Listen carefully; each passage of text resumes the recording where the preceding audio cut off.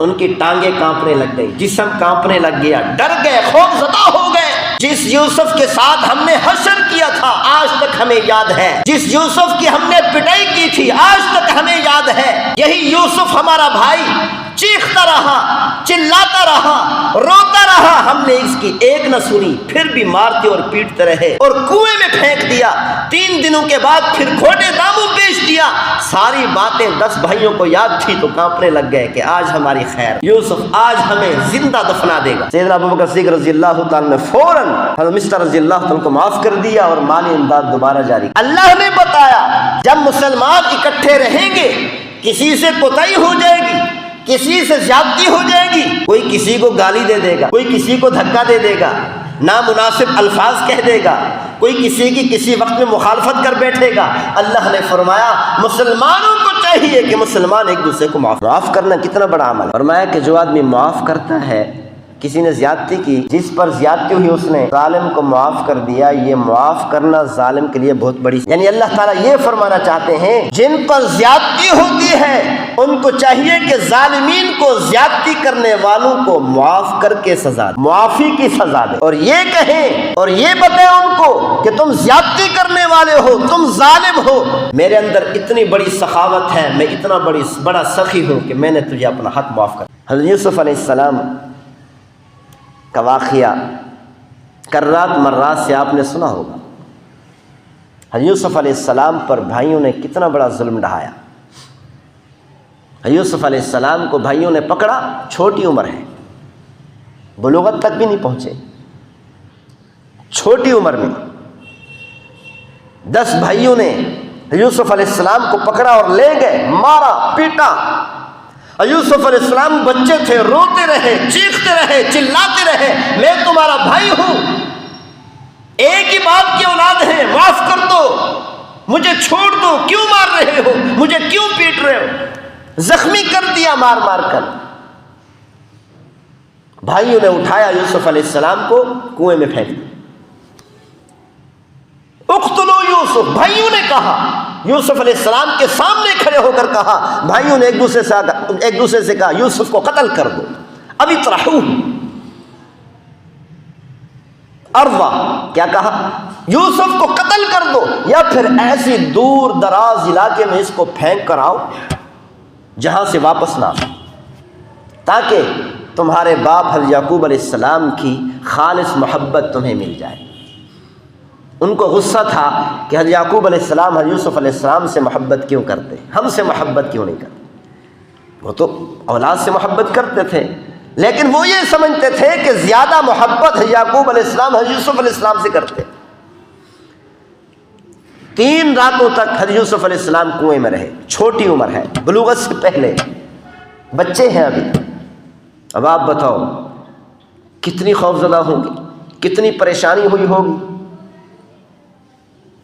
پھر قافلے والوں نے نکالا، بھائیوں نے آ کر کھوٹے دراہم، کھوٹے پیسوں کے عوض بیچ دیا،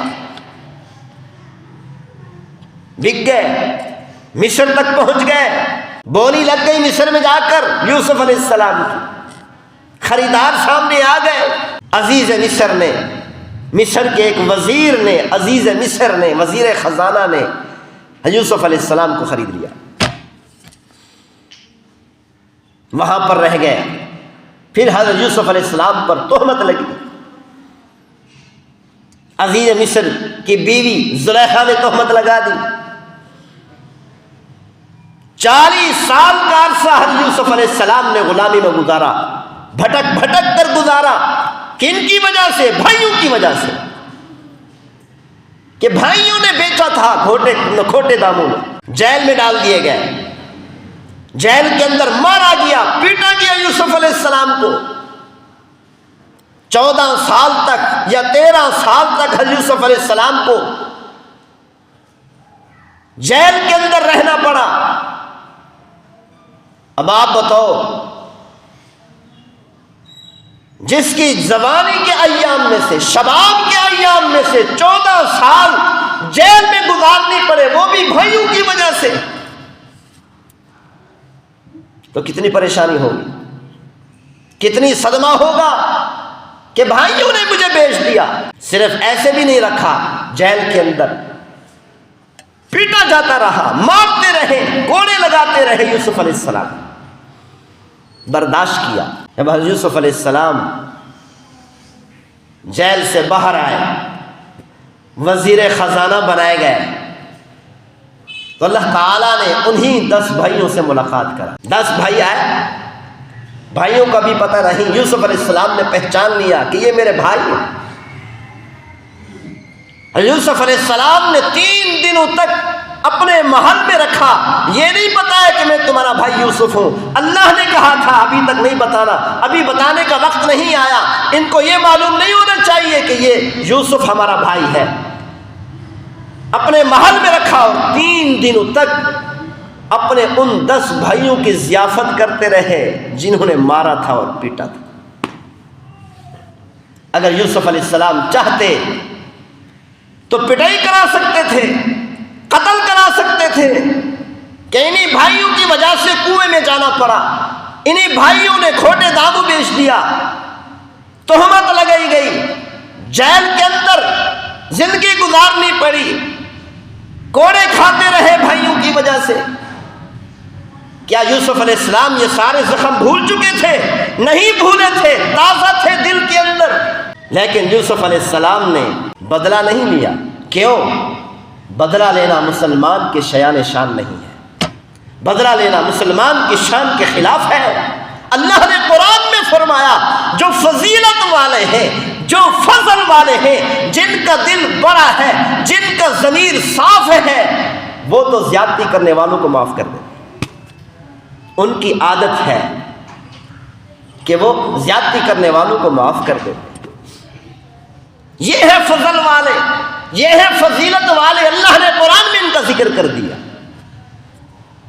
माफ़ करने वाले इतना ऊंचे लोग हैं कि अल्लाह ताला ने उनका तज़किरा कुरान में किया। यूसुफ अलैहिस्सलाम के सामने भाई हैं, 3 दिनों तक ज़ियाफ़त करते रहे, चले गए, फिर वापस आए। यूसुफ अलैहिस्सलाम ने फिर बताया, बिलाखिर अपने भाइयों को बता दिया कि मैं तुम्हारा भाई यूसुफ हूँ। यूसुफ अलैहिस्सलाम ने जैसे ही फरमाया मैं तुम्हारा भाई यूसुफ हूँ, तो वो कांपने लगे, उनकी टांगें कांपने लग गई, जिस्म कांपने लग गया, डर गए, खौफज़दा हो गए। जिस यूसुफ के साथ हमने हशर किया था आज तक हमें याद है, जिस यूसुफ की हमने पिटाई की थी आज तक हमें याद है। यही यूसुफ हमारा भाई। चीखता रहा, चिल्लाता रहा, रोता रहा, हमने इसकी एक न सुनी, फिर भी मारते और पीटते रहे और कुएं में फेंक दिया। 3 दिनों के बाद फिर खोटे दामों बेच दिया। सारी बातें 10 भाइयों को याद थी तो कांपने लग गए कि आज हमारी खैर नहीं, यूसुफ आज हमें जिंदा दफना देगा, आज हमारी खैर नहीं। डर गए। यूसुफ अलैहिस्सलाम ने क्या फरमाया? अल्लाह को यूसुफ अलैहिस्सलाम का ये कौल इतना पसंद आया कि अल्लाह ने कुरान का हिस्सा बना दिया।